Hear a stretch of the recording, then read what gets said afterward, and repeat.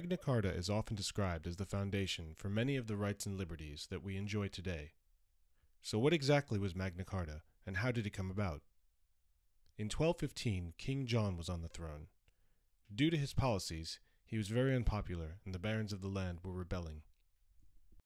The crisis concerned King John, who was, I think, every bit as bad as his historical reputation would suggest. John he's a fascinating man, really, really interesting, because his reputation is just, the worst.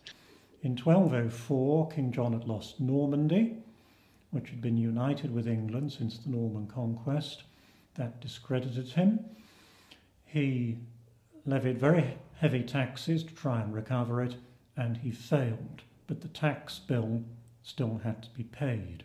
So in origin, Magna Carta, the crisis that led to Magna Carta, began as a sort of tax revolt in the north of England and in East Anglia, and then it spread. By the beginning of 1215, England was in a state of civil war.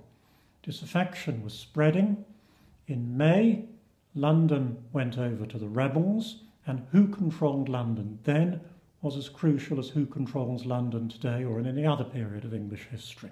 The barons had got control of London, and above all, the Londoners were prepared to bankroll them. So they were in business. Eager to secure their rights against a despotic king, the barons met King John at Runnymede, forcing him to agree to a charter that offered them certain protections. This was the first version of the Magna Carta. How did the meeting come to happen at Runnymede?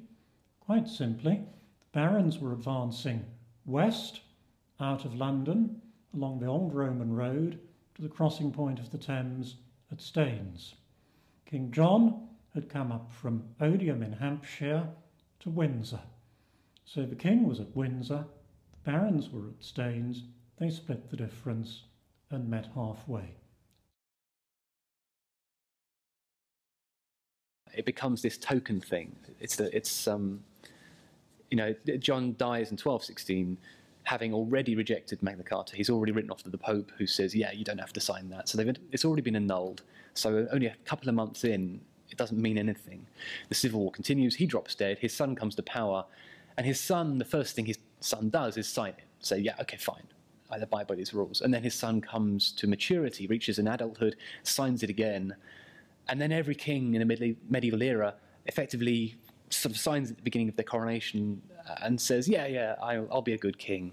And it becomes this ritual that everyone agrees to sign up to.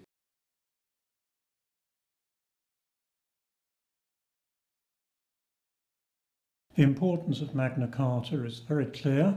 It established the principle of due process of law, freedom under the law. It placed the king under the law, and for the king then, we can read executive authority today. But I think 2 points. First of all, the clauses that survive on the statute book today are the important ones, the ones that affirmed universal principles. Clause 39, which laid down the principle of due process of law, and Clause 40, which said to no one shall we say or deny right or justice. They're still on the statute book, and their message is universal.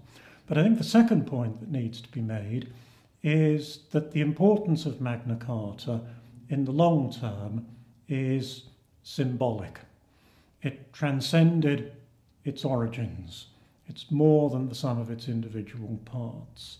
It's what it means for us.